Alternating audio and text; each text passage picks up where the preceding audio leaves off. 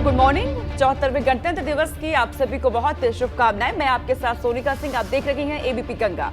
देश आज अपना 74वां गणतंत्र दिवस मना रहा है।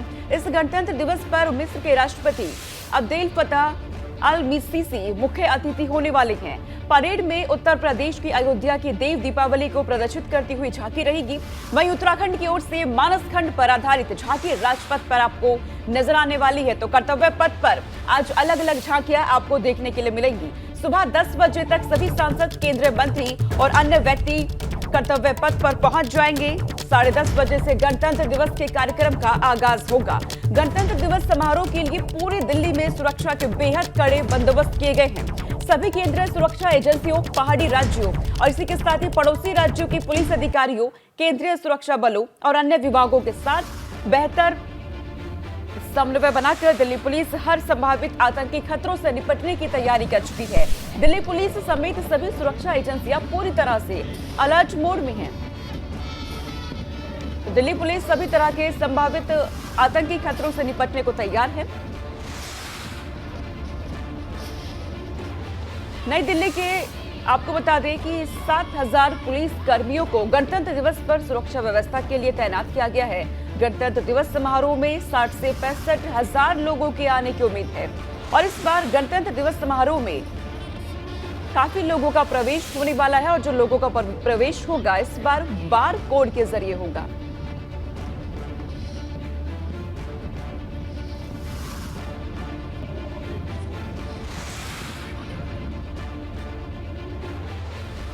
लखनऊ में गणतंत्र दिवस के मौके पर आज परेड निकाली जाएगी। राज्यपाल आनंदीबेन पटेल विधानसभा के सामने परेड की सलामी लेंगी। इसके साथ ही अलग अलग विभागों की झांकियां निकलेंगी और सेना की ताकत का भी प्रदर्शन होगा।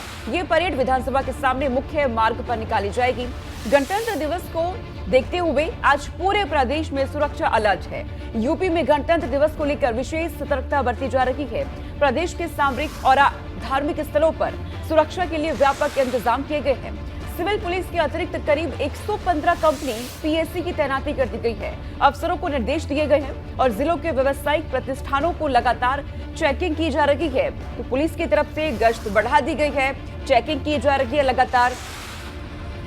तो लखनऊ में तैयारियां हो चुकी हैं पूरी और पुलिस की तरफ से भी सतर्कता बरती जा रही है। सभी वाहनों की चेकिंग लगातार हो रही है। सुरक्षा के कड़े इंतजाम किए गए हैं लखनऊ में।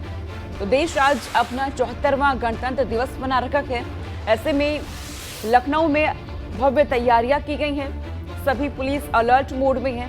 वाहनों की चेकिंग लगातार की जा रही है। तो तस्वीरें आपके सामने हैं। गश्त बढ़ा दी गई है। किसी भी तरह की आवाजाही जो भी हो रही है, चेकिंग उनकी लगातार की जा रही है।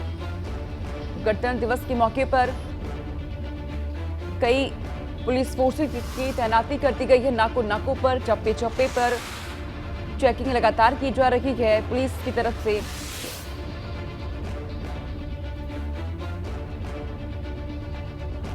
छब्बीस जनवरी के अवसर पर देहरादून के परेड ग्राउंड में भव्य कार्यक्रम आयोजित होगा। इस दौरान मुख्यमंत्री पुष्कर सिंह धामी और राज्यपाल गुरमीत सिंह मौजूद रहेंगे। कार्यक्रम की शुरुआत सुबह 10:30 बजे होगी। इस दौरान विभिन्न सांस्कृतिक कार्यक्रमों का आयोजन किया जाएगा। साथ ही प्रदेश के विभिन्न विभागों की झांकियां भी निकाली जाएगी, जिसके जरिए विभागों के आगे के रोड मैप की झलक भी दिखाई जाएगी। इस दौरान राज्यपाल प्रदेश में उत्कृष्ट और बेहतर काम करने वाले पुलिसकर्मियों को सम्मानित भी करेंगे।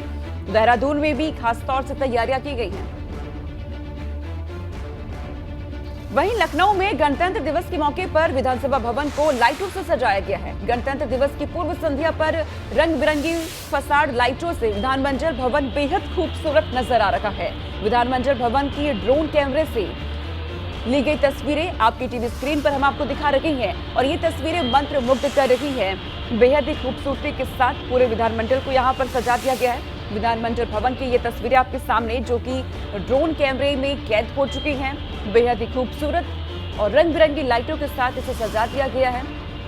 तो तैयारियां पूरी हो चुकी हैं। लखनऊ में भव्य तैयारियां, पुलिस फोर्सेस की तैनाती और इन सब के बीच विधान भवन मंडल की ये तस्वीर आपके सामने। तो विधानमंडल भवन जो कि बेहद ही खूबसूरत नजर आ रहा है, खूबसूरत लाइटों से सजाया गया है।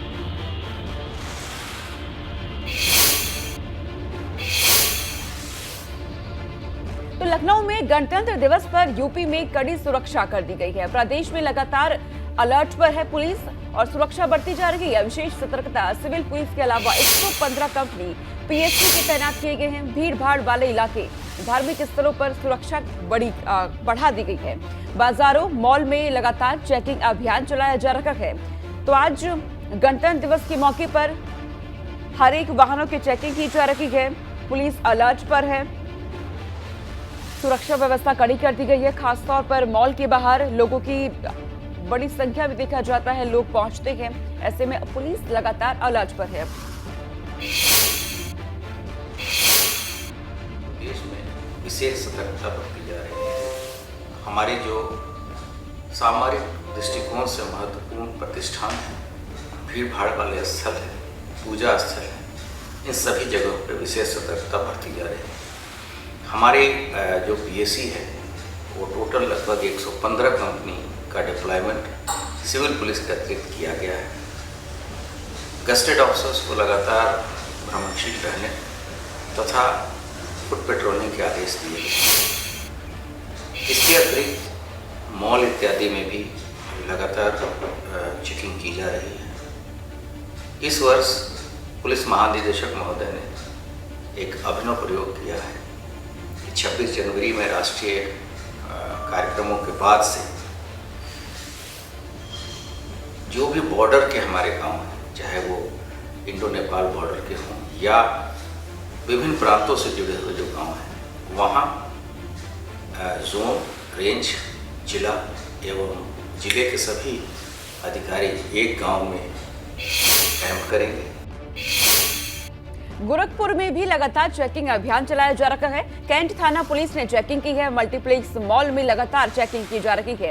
रंगीन रोशनी से लगातार जो सरकारी इमारतें हैं वो जगमगा रही हैं और बेहद ही खूबसूरत नजर आ रही हैं। पुलिस की तरफ से अलर्टनेस बढ़ा दी गई है। चेकिंग की जा रही है।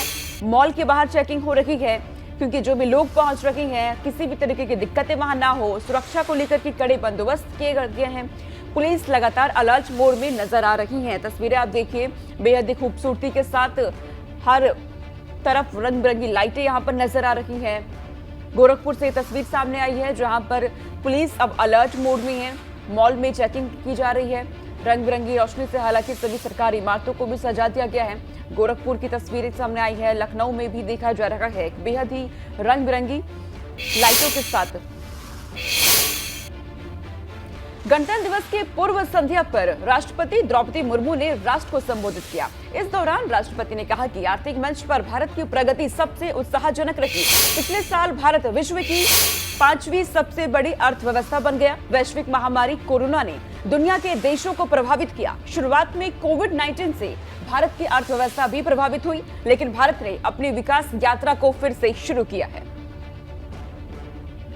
देशवासियों, सर्वोदय के हमारे मिशन में आर्थिक मंच पर हुई प्रगति सबसे अधिक उत्साहजनक रही है। पिछले साल भारत दुनिया की 5वीं सबसे बड़ी अर्थव्यवस्था बन गया। ये उल्लेख करना जरूरी है कि ये उपलब्धि आर्थिक अनिश्चितता से भरी वैश्विक पृष्ठभूमि में प्राप्त की गई है। वैश्विक महामारी चौथे वर्ष में प्रवेश कर चुकी है और दुनिया के अधिकांश हिस्सों में आर्थिक विकास पर इसका प्रभाव पड़ रहा है। शुरुआती दौर में कोविड-19 से भारत की अर्थव्यवस्था को भी काफ़ी क्षति पहुंची। फिर भी सक्षम नेतृत्व और प्रभावी संघर्षशीलता के बल पर हम शीघ्र ही मंदी से बाहर आ गए और अपनी विकास यात्रा को फिर से शुरू किया। गणतंत्र दिवस को लेकर चंपावत में नेपाल सीमा पर अलर्ट जारी कर दिया गया है। नेपाल से आने वाले हर रास्तों पर पुलिस और एमसीबी का पहरा देखा जा रहा है, तो एसएसबी का पहरा लगातार वहां बना हुआ है। अधिकारियों को निर्देश है कि हर आने जाने वालों पर नजर रखी जाए। साथ ही संदिग्धों से पूछताछ भी करने के लिए कहा गया है। तो जितने भी लोग आवाजाही वहां से कर रहे हैं, हर किसी पर नजर रखने के आदेश दिए गए हैं और साथ ही ये भी निर्देश है कि लोगों से पूछताछ भी की जाए। चंपावत से तस्वीरें सामने आई है। नेपाल से आवाजाही करने वाले हर किसी से पूछताछ की जा रही है। चौकसी बढ़ा दी गई है पुलिस की तरफ से, क्योंकि गणतंत्र दिवस का मौका कोई भी चूक ना हो जाए, इसे लेकर के लगातार अलर्ट मोड में है। सुरक्षा के कड़े बंदोबस्त कर दिए गए हैं। जो भी लोग आ जा रहे हैं, हर किसी से पूछताछ की जा रही है। होटल, रिजॉर्ट या अन्य जो भी धर्मशाला हैं, इसमें बाहर से आने वाले व्यक्तियों का चेकिंग की जा रही है, सत्यापन किया जा रहा है।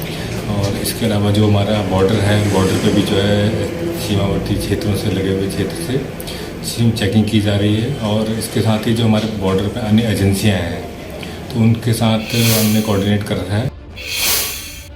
उधर कुमाऊं के तमाम जिलों में गणतंत्र दिवस को लेकर चौकसी बढ़ा दी गई है। धारचूला और चंपावत दोनों जगह अंतर्राष्ट्रीय बॉर्डर पर सघन चेकिंग अभियान चलाया गया। इसके साथ ही पुलिस लगातार चेकिंग अभियान चला रही है।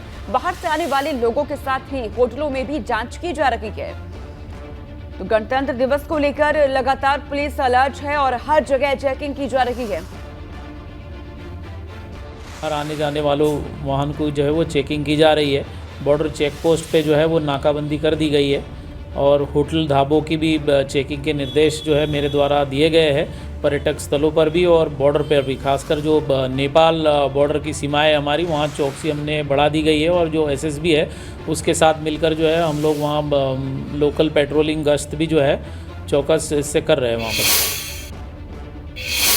आज गणतंत्र दिवस के साथ ही वसंत पंचमी का पर्व भी है। माघ मेले में साधु संत अपने शिविर में ध्वजारोहण कर गणतंत्र दिवस मनाएंगे और साथ ही आज के दिन माघ मेले का चौथा स्नान होगा। आज भी लाखों श्रद्धालु संगम पर आस्था की डुबकी लगाएंगे।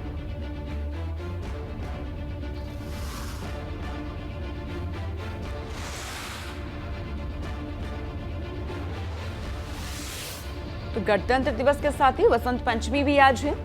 ऐसे में तमाम श्रद्धालु आस्था की डुबकी लगाते हुए आज भी नजर आने वाले हैं। संगम पर लाखों श्रद्धालु पहुंचेंगे। साधु संत अपने शिविर में तिरंगा फहराएंगे। इसी के साथ वसंत पंचमी भी मनाई जाएगी। उधर मथुरा में गणतंत्र दिवस को लेकर लोगों में काफी उत्साह देखा जा रहा है। जगह जगह कई कार्यक्रमों का आयोजन किया गया। इसके साथ ही आज वसंत पंचमी से ब्रिज में 40 दिन की होली की शुरुआत हो रही है। बांके बिहारी मंदिर में अबीर गुलाल उड़ेगा। विश्व प्रसिद्ध ठाकुर बांके बिहारी मंदिर में इस बार होली का आयोजन वसंत पंचमी से प्रारंभ होने जा रहा है। आज 26 जनवरी गणतंत्र दिवस के दिन यानी वसंत पंचमी के मौके पर भक्त देशभक्ति के रंग में भी सराबोर होने जा रही हैं। तो आज से ब्रिज की होली की शुरुआत भी होने जा रही है। मथुरा में गणतंत्र दिवस के साथ ही वसंत पंचमी को लेकर भी खासा उत्साह देखा जा रहा है। 2023 के पद्म पुरस्कारों का ऐलान कर दिया गया है। मुलायम सिंह यादव को मरणोपरांत पद्म विभूषण दिया जाएगा। मुलायम सिंह के साथ ही 6 हस्तियों को पद्म विभूषण से सम्मानित किया जाएगा। इधर 9 हस्तियों को पद्म भूषण से सम्मानित किया जाएगा। 91 हस्तियों को पद्मश्री से सम्मानित किया जाएगा। लोक सेवा के लिए मुलायम सिंह को पद्म विभूषण, यूपी के राधाचरण गुप्ता को पद्मश्री दिया जाएगा। वहीं यूपी के अरविंद कुमार को भी पद्मश्री से सम्मानित किया जाएगा। यूपी के दिलशाद हुसैन को भी पद्मश्री से नवाजा जाएगा। तो यूपी के विश्वनाथ प्रसाद तिवारी को भी पद्मश्री से सम्मानित किया जाएगा। इसके अलावा यूपी के ऋत्विक, इन्हें पद्मश्री से सम्मानित किया जाएगा। यूपी के मनोरंजन साहू को भी पद्मश्री से नवाजा जाएगा। उमाशंकर पांडे, इन्हें भी पद्मश्री से सम्मानित किया जाएगा। तो पुरस्कारों का ऐलान हो चुका है। क्रिकेटर ऋषभ पंत को अस्पताल पहुंचाने वाले दोनों युवकों को 26 जनवरी के दिन सम्मानित किया जाएगा। देहरादून में गणतंत्र दिवस समारोह के दौरान युवक को सम्मान मिलेगा। हादसे के बाद घायल हुए क्रिकेटर ऋषभ पंत को युवकों ने पहले तो अपना कंबल दिया और फिर अस्पताल पहुंचाया था। इसी बहादुरी के लिए उन्हें आज सम्मानित किया जा रहा है। 2 युवक जिन्होंने क्रिकेटर ऋषभ पंत को अस्पताल पहुंचाने में पूरी मदद की थी, आज उन्हें सम्मानित किया जा रहा है। ये 2 युवक आपके टीवी स्क्रीन पर हैं। इन्हें ही आज सम्मानित किया जाएगा। मंगोल पुलिस में कोतवाली में आए थे, तो यहाँ हमें बताया जा रहा है कि 26 जनवरी को आने वाले 26 जनवरी को हमें देहरादून में जो मुख्यमंत्री जी उनके द्वारा और पुलिस प्रशासन डीजीपी सर द्वारा सम्मानित किया जाएगा। सर, यह तो बहुत अच्छी बात है, हमें बहुत खुशी हो रही है। और आगे रुक करते हैं। देखिए, यूपी में आज से कांग्रेस हाथ से हाथ जोड़ो अभियान की शुरुआत करने जा रही है। इस अभियान के साथ ही भारतीय जनता पार्टी पर तमाम आरोप लगाते हुए कांग्रेस एक चार्जशीट जारी करेगी। हाथ से हाथ जोड़ो अभियान में कांग्रेस ने सीधे भारतीय जनता पार्टी पर हमला किया। भारतीय जनता पार्टी को भारतीय जुमला पार्टी करार दिया है। भाजपा के नारे सबका साथ सबका विकास को कुछ भी, उन्होंने कहा कि कुछ का ही साथ खुद का विकास, सबके साथ विश्वासघात बना दिया है। इधर उत्तराखंड में भी आज कांग्रेस के हाथ से हाथ जोड़ो अभियान की शुरुआत होने जा रही है। कांग्रेस मुख्यालय में ध्वजारोहण के बाद ही कांग्रेस की हाथ से हाथ जोड़ो के अभियान की शुरुआत होगी। कांग्रेस प्रदेश अध्यक्ष कांग्रेस मुख्यालय में ध्वजारोहण करेंगे। इसके बाद महात्मा गांधी, इंदिरा गांधी, सरदार वल्लभ भाई पटेल, राजीव गांधी की मूर्तियों पर माल्यार्पण किया जाएगा और हाथ से हाथ जोड़ो अभियान की शुरुआत कांग्रेस की तरफ से की जा रही है। तो उसका जो है लोगो लॉन्च कर दिया गया था कांग्रेस की तरफ से और आज से इस अभियान की शुरुआत होने जा रही है। लेकिन अभियान की शुरुआत से पहले ही बीजेपी पे तमाम आरोप लगाए गए हैं कांग्रेस की तरफ से और इस अभियान को लेकर कहा गया है कि हर एक लोगों तक पहुंचने की कोशिश रहेगी। इधर देखिए, रामचरितमानस की अब बात करते हैं। रामचरितमानस पर विवादित बयान के मामले में अब नया मोड़ सामने आ गया है। स्वामी प्रसाद मौर्य ने रायबरेली में एक बयान दिया। रामचरितमानस पर मेरा बयान मेरा निजी बयान है, ये कहा स्वामी प्रसाद मौर्य ने। एक खास वर्ग ही मेरे बयान का विरोध कर रहा है, पंडे और पुजारी ही मेरे बयान का विरोध कर रहे हैं। स्वामी प्रसाद मौर्य की तरफ से कहा गया है, एक वर्ग विशेष का विरोध करता रहूंगा।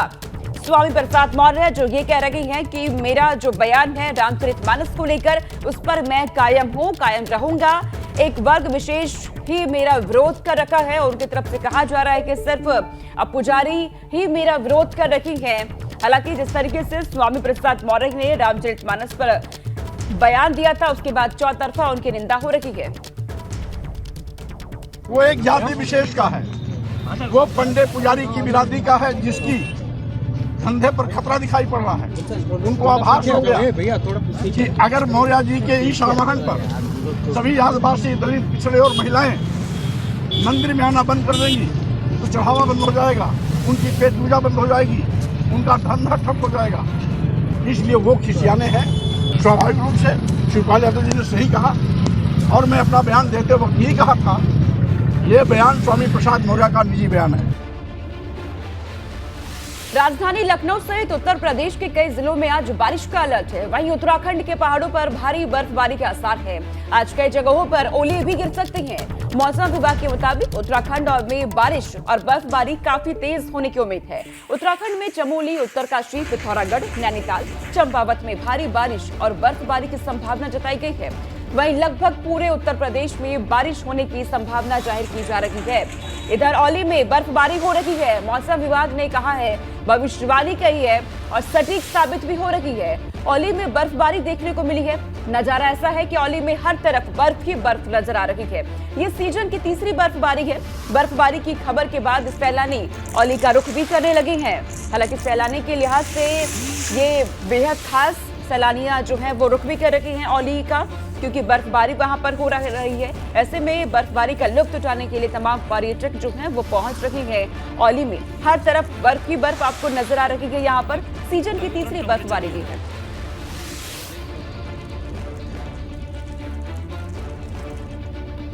उत्तराखंड के पहाड़ी इलाकों में हो रही बर्फबारी का असर निचले इलाकों में भी नजर आ रहा है। खटीमा में ठंड का प्रकोप ऐसा कि भगवान को भी गर्म कपड़े पहनाने पड़ गए हैं। मंदिरों में भगवान की मूर्तियों को पुजारियों ने ऊनी कपड़े पहनाए हैं। तस्वीर आप देखिए, क्योंकि लगातार बर्फबारी हो रही है, ऐसे में अब भगवान को भी गर्म कपड़े यहाँ पर पहना दिए गए हैं। आप देखिए तस्वीरों में ऊनी कपड़े पहना दिए गए हैं। शॉल से भगवान जी को यहाँ पर ढक दिया गया है। मूर्तियों को गर्म कपड़ों से यहाँ पर ढका गया है। तस्वीर आपके सामने है, क्योंकि लगातार बर्फबारी हो रही है। लोगों की मुश्किलें तो बढ़ ही रही है, जो आम निवासी है वहां पर, लेकिन भगवान को भी यहाँ पर गर्म कपड़े पहना दिए गए। प्राण प्रतिष्ठा करते हैं तो हम उसमें जो मूर्ति में जब हम प्राणों का आधान करते हैं वेद मंत्रों के द्वारा, तो जब प्राण है तो उसको भोजन भी चाहिए, उसको वस्त्र भी चाहिए, तो और ऋतु के अनुकूल वस्त्र इत्यादि का विधान हम ईश्वर के लिए करते हैं। दर्शन में एक अवधारणा है जीव और ब्रह्म के ऐक्य की।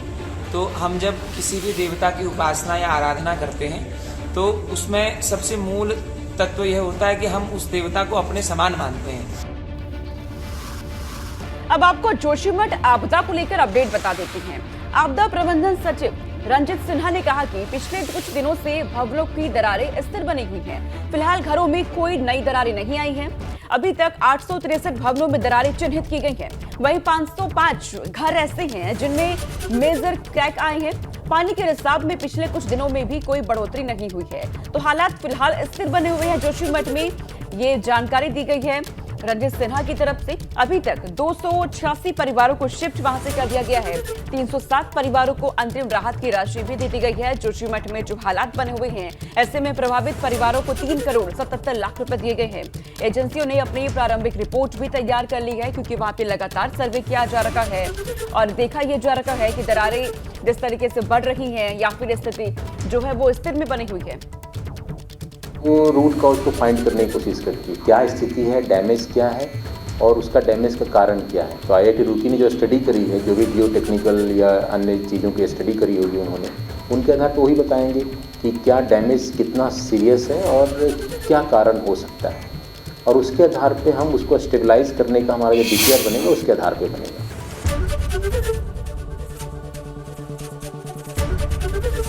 ABP गंगा, खबर आपकी, जुबान आपकी।